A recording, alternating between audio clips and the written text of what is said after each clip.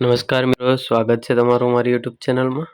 તો મિત્રો, આજે આપણે આ વિડીયોમાં જ્ઞાન સાધના સ્કોલરશિપ 2025માં જે મેરિટમાં આવેલા હતા એનો બીજો હપ્તો બાકી છે, તો તે ક્યારે આવશે તે અંગે આપણે આ વિડીયોમાં ચર્ચા કરવાના છે। તો વિડીયો શરૂ કરતાં પહેલાં જો ચેનલ પર નવા હો તો ચેનલને સબસ્ક્રાઈબ કરી દેજો, જેથી કરીને આવનારા તમામ નવા વિડીયોના નોટિફિકેશન તમને જલ્દીથી મળી જાય। તો મિત્રો, મેં બધી માહિતી એકત્ર કરીને આ એક PDF બનાવેલી છે। તો જોઈ શકો છો, મુખ્યમંત્રી જ્ઞાન સાધના મેરિટ સ્કોલરશિપ યોજના 2025 બીજો હપ્તો ક્યારે આવશે અને સ્ટેટસ કેવી રીતે ચેક કરવું। તો બીજો હપ્તો આવવાનો સમયગાળો અહીંયા તમે જોઈ શકો છો, અંદાજિત આપેલો છે મે મહિનાના અંતથી જૂન 2026ના બીજા અઠવાડિયા સુધીમાં આવી શકે છે। એટલે આમ જોઈએ તો જૂન આખો મહિનો તો ગણી શકાય। જો મે મહિનામાં ન આવે તો જૂન એન્ડિંગ સુધીમાં તો ફાઇનલ આવી જાય, કેમ કે જૂનમાં બીજું સત્ર શરૂ થઈ જશે। બીજું સત્ર નવું વર્ષ શરૂ થઈ જશે, એટલે જે ગયા વર્ષની સ્કોલરશિપ બાકી છે એ જૂન મહિનામાં આવી જવી જોઈએ ફાઇનલ। આ જ્ઞાન સાધના સ્કોલરશિપની વેબસાઇટ છે। ડીબીટી એટલે કે ડાયરેક્ટ બેનિફિટ ટ્રાન્સફર કરવામાં આવે છે આધાર કાર્ડ દ્વારા। હપ્તો કઈ તારીખ સુધીમાં અને કેમ આવશે એ તો આપણે જોઈ લીધું કે મેના એન્ડમાં અથવા જૂન મહિનામાં આવી શકે છે। સ્કોલરશિપ લાઈફ સ્ટેટસ ચેક કરવાની સ્ટેપ બાય સ્ટેપ રીત। તો સૌપ્રથમ તો સત્તાવાર પોર્ટલ ઓપન કરો, જેમાં GSSYGUJ.in એની વેબસાઇટ છે જ્ઞાન સાધના સ્કોલરશિપની, એને ઓપન કરવાની છે। ત્યારબાદ સ્ટુડન્ટ લોગિન સેક્શનમાં જાઓ, એમાં તમારે લોગિન અથવા સ્ટુડન્ટ સ્ટેટસનો વિકલ્પ જોવા મળશે, તેના ઉપર ક્લિક કરવાનું છે।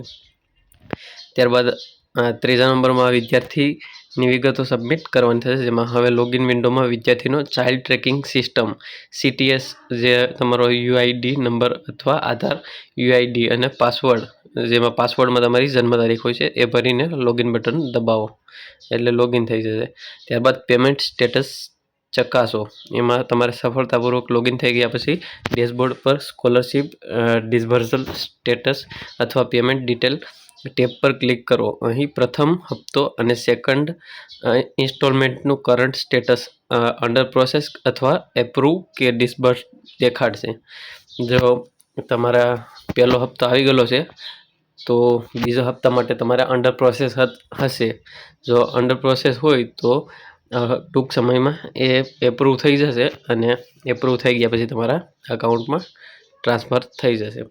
એ વિદ્યાર્થીઓ માટે અમુક ધ્યાનમાં લેવાની બાબતો આપેલી છે, જેમાં આધાર સીડિંગ એટલે કે સ્કોલરશિપ રકમ ડીબીટીના માધ્યમથી આપવામાં આવે છે બેંક ખાતામાં।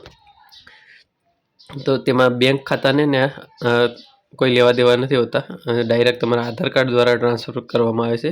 એટલે આધાર કાર્ડ સાથે જે પણ બેંક અકાઉન્ટ ડીબીટી હશે શરૂ, એ અકાઉન્ટમાં તમારા પૈસા આવશે।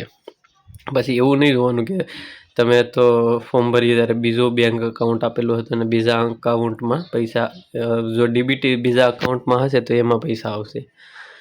તો જે અકાઉન્ટ સાથે આધાર ડીબીટી હશે એમાં પૈસા આવશે। શાળા કક્ષાએ વેરિફિકેશન, જો તમારા લોગિન સ્ટેટસમાં ડેટા વેરિફિકેશન બાકી દર્શાવશે તો તરત જ તમારી શાળાના આચાર્યશ્રીનો સંપર્ક કરો। શાળા દ્વારા GSSY પોર્ટલ પર હાજરી અને પ્રોફાઇલ કન્ફર્મ કર્યા પછી આગળ પેમેન્ટ પ્રોસેસ થાય છે। વિકલ્પ પોર્ટલ સિવાય વિદ્યાર્થીઓ પોતાનું બેંક પાસબુક પ્રિન્ટ કરાવીને અથવા સેન્ટ્રલ ગવર્મેન્ટના PFMS પોર્ટલ પર જઈને પણ જ્ઞાન સાધના સ્કોલરશિપની રકમ ચેક કરી શકે છે। તો મિત્રો, આ હતી બીજા જ્ઞાન સાધના સ્કોલરશિપના બીજા હપ્તાની ડિટેલ, જે મેં સોશિયલ મીડિયાના આધારે એકત્ર કરી અને એક PDF બનાવેલી હતી, જેના આધારે આ વિડીયો બનાવી રહ્યો છું। આશા રાખું છું વિડીયો સારો લાગ્યો હશે। વિડીયો સારો લાગ્યો હોય તો લાઈક કરો, શેર કરો, ચેનલને સબસ્ક્રાઈબ ના કરી તો સબસ્ક્રાઈબ કરીએ।